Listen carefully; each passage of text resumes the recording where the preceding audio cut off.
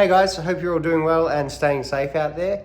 Today's video is about a really unique guitar. We have a Indie IRK5, which is basically a really cool Rickenbacker 360 copy. So here is the guitar in question in a really great looking black color.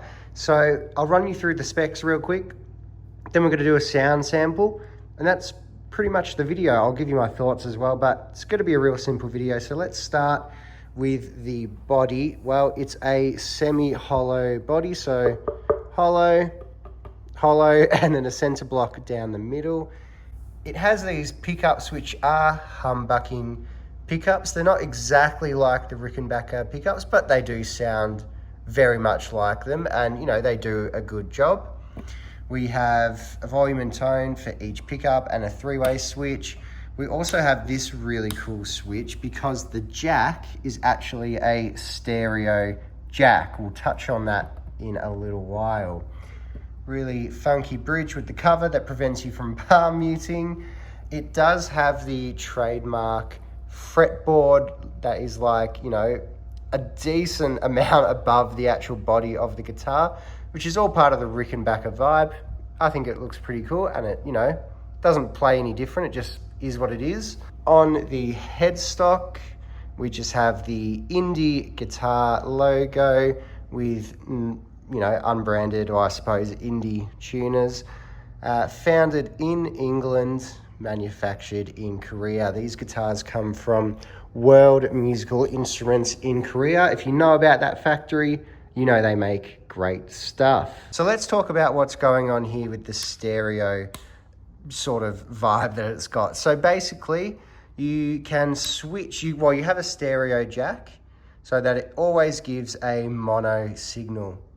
So you can have the switch set to just giving a mono signal, or you can switch it so it gives a stereo signal. What that means is, if you have a splitter cable, a stereo to mono splitter cable, you can have the guitar plugged into 2 amps at the same time, and basically you can have it going through just one amplifier or both amplifiers at the same time. Really cool, unique feature. It is a Rickenbacker feature.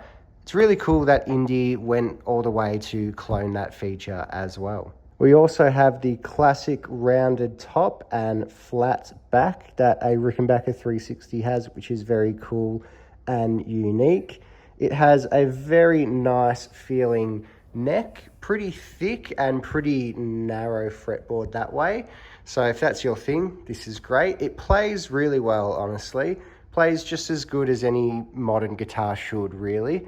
But it looks and sounds like a Rickenbacker, which is, you know, a killer thing for a guitar to do, I think. So I really do like this guitar. I think it plays really well, especially for what it is, and it sounds, you know, really cool with that stereo thing.